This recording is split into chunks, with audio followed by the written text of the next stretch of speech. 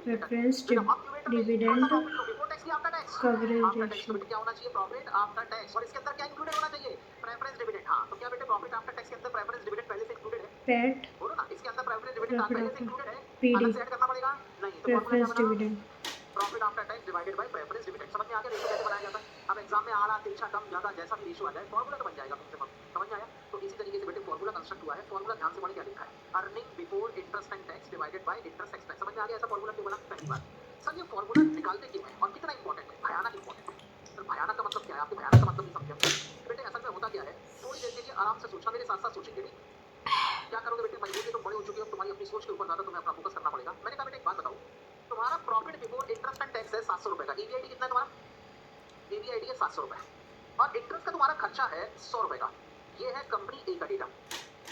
Company B का data कहता है कि इनके पास में ईवीआईटी है मान लेते हैं 500 रुपए का और इनका इंटरेस्ट का खर्चा है 100 रुपए का। कितना? ठीक है, बताओ बेटे कंपनी ए का इंटरेस्ट कवरेज रेशियो कितना? 7 टाइम्स बोल सकते हैं इसको, 7 गुना। ऐसे बोलते थे ना बचपन में, 7 गुना, 2 गुना, 3 गुना, 4 गुना, 5 गुना, ऐसे ए बोलते थे ना। तो इसको 7 गुना बोल दूं मैं? 7 गुना कोई रेशियो बोलते थे, ईपीआईटी 7 टाइम्स चलेगा ना? हाँ, तो क्या लिख देना चाहिए? 7 700 टाइम्स। डिवाइड और बाई बी के लिए इंटरेस्ट 5 टाइम्स पक्का? 100। अच्छा सर, बी के लिए ले लो आप 5 टाइम्स। अब अगर मैं पी आपसे के पूछूं लिए कि किसकी कंडीशन ज्यादा अच्छी है तो क्या बोलोगे? ईपीआईटी इज ए इक्वल की टू कंडीशन ज्यादा अच्छी है, 500 क्यों? ऑनलाइन वाले जवाब दो, किसकी कंडीशन ज्यादा इंटरेस्ट अच्छी है इक्वल बेटा? टू 100 ए की कंडीशन क्यों ए ज्यादा अच्छी की है? यानी तुमको जो पिक्चर दिखाना था तुम वो पिक्चर देख चुके हो ना? हाँ, बीबीएस दे जहाँ से बदल जीवी अपनी जिंदगी आगे नहीं छूटे। हाँ, तो मुद्दा ये है, टाइम्स तो सीधी बात है, आप कह रहे हो कंपनी ए की कंडीशन ज्यादा अच्छी है। क्यों अच्छी है? क्योंकि सर ये अपने इंटरेस्ट के खर्चे से 7 गुना ज्यादा प्रॉफिट कमाते हैं। इसका मतलब फाइनेंशियल रिस्क कम हो गई। हाँ और अगर फाइनेंशियल कंपनी रिस्क बी कम की बात होगा। करो तो कंपनी बी अपने इंटरेस्ट का 5 गुना प्रॉफिट कमाती है। यानी प्रॉफिट करने की कैपेसिटी उतनी अच्छी नहीं है जितनी कंपनी ए की है। बात समझ में आ रही है? पहली बात। तो higher the ratio better the condition, higher the ratio lower the better ratio the कम। Worse the condition. दूसरी चीज, वो अब ये तो पूरा खत्म नहीं हुआ है। रेशियो अब इस रेशियो को और दूसरा कैसे देखा जाता है? दूसरे तरीके से ऐसे देखा जाता है कि ये जो रेशियो है, ये रेशियो आगे कितना और ब्याज पे या उधारी पे या लोन के नाम से बोरोड फंड कंपनी और ले सकती है, उसकी कैपेसिटी को भी रिप्रेजेंट करता है। अभी बताओ कंपनी ए का इंटरेस्ट कवरेज रेशियो कितना है? 7 टाइम्स। गर्मी लग रही यानी है। अगर आज की डेट में कंपनी ए का जितना लोन है, कंपनी ए अगर उसका 6 गुना और लोन उठा ले, मान लेते हैं आज की डेट में कंपनी ए की बोरिंग कितनी है? मान लेते हैं कंपनी ए की बोरिंग 1000 रुपए की है। कितना? ठीक है, तो अगर इसका बोरोइंग 6 गुना 1000 लोन रुपये। और उठा ले, 6 गुना कितना हो जाएगा? 6000 रुपए। पहले से लोन कितना चल रहा है? 1000 रुपए का। अब 6 गुना लोन यानी 6000 रुपए का इन्होंने और लोन ले लिया, तो टोटल लोन कितना हो जाएगा? 1000 7000 रुपये रुपए का टोटल लोन हो जाएगा। समझ इंटू में आ रही बात? सिक्स पहले से लोन कितना ले 6000 रखा आ है? जाएगा 1000 का।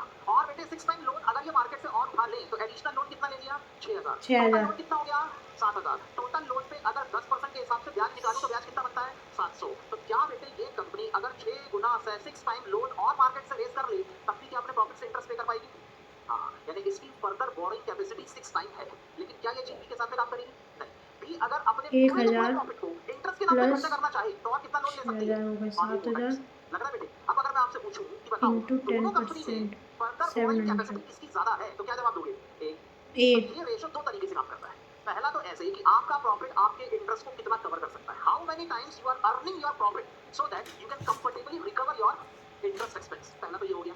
Higher the ratio that means there is a more capacity to recover the interest expense. ठीक। उसके बाद दूसरा ये भी बताता है कि ये कंपनी फर्दर और कितना लोन मार्केट से रेज कर सकती है। ऐसा देखिए इसको दो तरीके से देखा जाता है। जो मैंने आपको बताया ना कि आप कितना प्रॉफिट कमाते हैं कि आप कंफर्टेबली अपने इंटरेस्ट के खर्चे को रिकवर कर सकें, ये देखता कौन है? मैनेजमेंट पर्सनल, जो बोर्ड ऑफ डायरेक्टर्स होते हैं ना, वो ये देखते हैं। लेकिन स्टॉक मार्केट के अंदर जब कोई आदमी इन्वेस्टमेंट करने जाता है, कंपनी के शेयर खरीदने जाता है, तो वो भी इंटरेस्ट कवरेज रेशियो निकालता है, लेकिन पढ़ता दूसरे तरीके से। वो कहता है अच्छा इसका इंटरेस्ट कवरेज रेशियो कितना है? 7 टाइम्स। यानी कंपनी ने 6 गुना लोन और भी ले लिया, अब भी कंपनी लॉस में नहीं जाएगी। इसका इंटरेस्ट कवरेज रेशियो कितना है? 5 टाइम्स। यानी कंपनी से 4 गुना लोन और भी ले लेगी तो कल से लॉस में चली जाएगी। समझ में आ रही बात?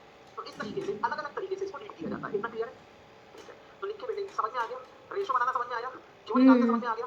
यस सिग्निफिकेंस लिखवा दो इसकी। यस लिखो तो यस इसी के आगे यस जहाँ पे रेशियो लिखा था उसी ईवीआईटी लिखवाने की जरूरत नहीं आई थी आपको अब। पक्का? ठीक है, ईवीआईटी लिख लिया बेटे यहाँ पर। और इस अच्छा सर स्टैंडर्ड रेशियो 7:1 का क्यों होना चाहिए? स्टैंडर्ड रेशियो 7:1 का इसलिए माना जाता है कि सोचो 7 क्या होगा आपका? न्यूमरेटर। न्यूमरेटर में क्या न्यूमरेटर है आपका? प्रॉफिट। 1 क्या है आपका? Interest expense. ठीक है ना? तो अगर 7 रुपए का प्रॉफिट है और 1 रुपए का इंटरेस्ट का खर्चा है, इसका मतलब 7 रुपीज के प्रॉफिट में 1 रुपए से इंटरेस्ट माइनस भी कर दिया जाए तो भी आपके पास में कितना प्रॉफिट बचेगा?